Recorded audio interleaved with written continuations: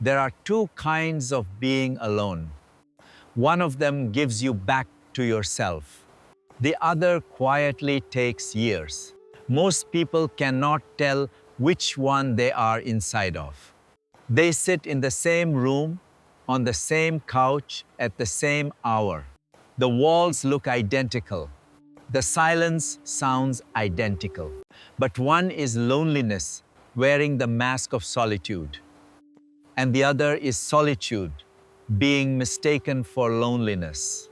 The checkpoint has been waiting at this exact line for a long time, because the years you have lost to feeling alone are not the years you think they are. You did not lose them to being alone. You lost them to mistaking one kind of alone for the other.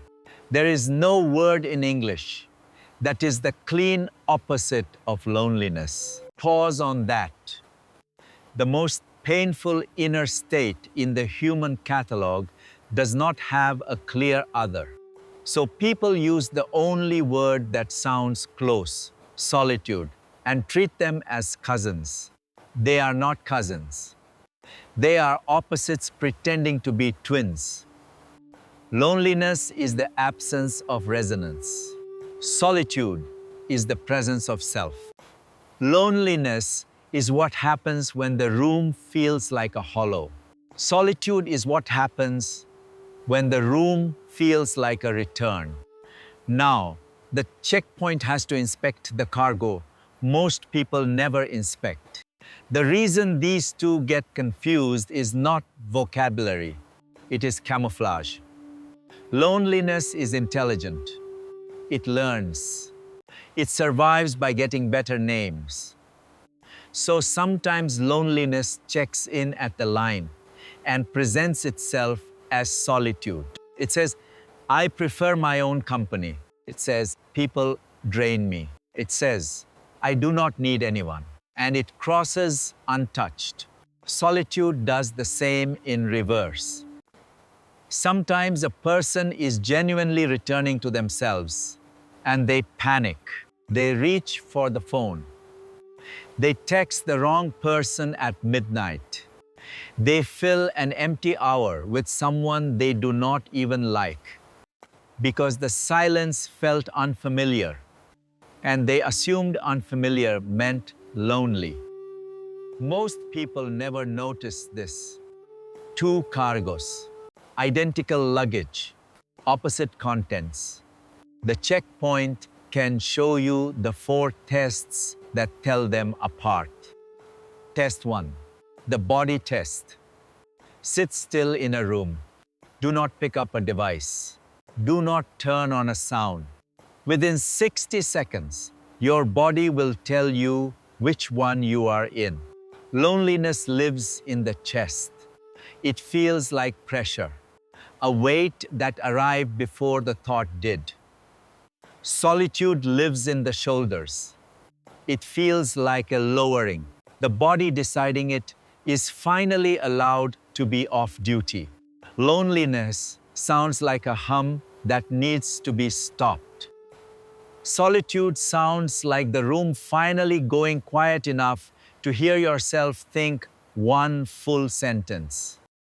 The body knows before the language catches up. The checkpoint always inspects the body first. Test 2, the phone test. When the room goes quiet, what does your hand do? Loneliness reaches. The hand picks up the phone before the mind has decided to. Loneliness scrolls. Loneliness reads the same notification 3 times. Loneliness opens the conversation with the person who already hurt you, just to see if anything is there. Solitude does the opposite. Solitude reaches for the phone and quietly turns it face down. Solitude does not need an audience. Solitude does not need a witness. If the hand is asking the device for something the room already has, the cargo is loneliness. If the hand is removing the device, Because the room finally has enough. The cargo is solitude. Test 3, the mirror test. This one is harder. Ask one question plainly. Am I running from the silence or returning to it?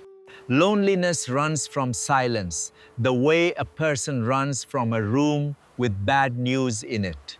Solitude returns to silence, the way a person returns to a house they actually live in. Loneliness wants the noise back. Loneliness wants the meeting, the call, the dinner, the next plan, anything. Solitude wants the next quiet hour and then the one after that. The checkpoint has watched people fill 20 years with motion they called freedom. It was not freedom. It was uninspected loneliness, holding a passport that said solitude. Test 4, the aftermath test, the most honest one. After an hour alone, how do you feel? After an hour of loneliness, the body feels heavier. The thoughts are louder. The grudge from earlier is sharper. The next decision is rushed. After an hour of solitude, the body feels lighter. The thoughts are quieter. The grudge from earlier has been put down somewhere. The next decision is calmer. Loneliness leaves residue. Solitude leaves room. If the hour cost you something, it was loneliness. If the hour gave you something back, it was solitude. The checkpoint will now name the cost. This is the part most people do not want to hear. There are two ways the misnaming costs you years. Most people lose time to one direction. Some lose time to both. Direction 1. You called your loneliness solitude. You stopped reaching out. You stopped saying yes. You called every withdrawal a boundary. You called every refusal independence. You built a fortress and labeled it self-sufficiency. The fortress was real. The label was wrong. The years you spent inside it were not years of growth. They were years of unattended grief that had learned to sound like wisdom. Direction 2. You called your solitude loneliness. You filled every silence. You said yes to every plan that arrived. You stayed in the relationship 6 months too long because the alternative felt empty. You answered every text within 4 minutes because the gap between texts felt like rejection. You confused unfamiliarity with absence. You confused stillness with abandonment.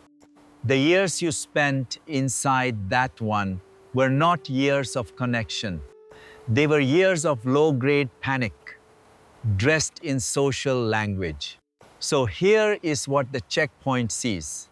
Line after line, year after year, at the same threshold. This is the part people miss.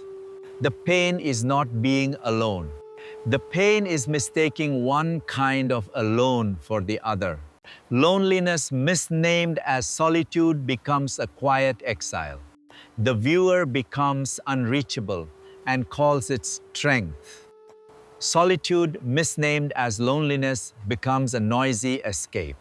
The viewer becomes unreachable in a different way to themselves and calls it being social.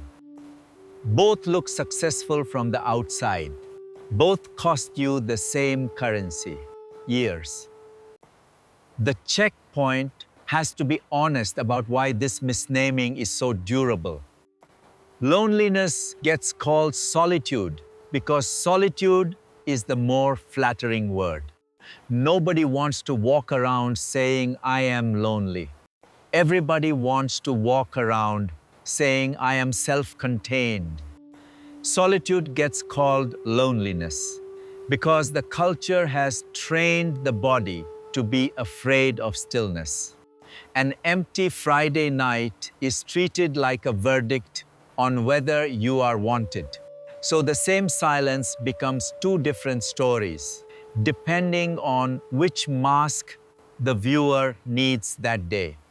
The checkpoint will say it carefully now. I called something solitude for a long time. It was loneliness that had gotten very good at sitting up straight. When the mask finally slipped, what surprised me was not the loneliness. It was the years I had already spent defending the wrong word. The checkpoint has to be precise here because solitude has been romanticized into something it is not. Solitude is not the absence of people. It is the presence of a self that is safe to return to.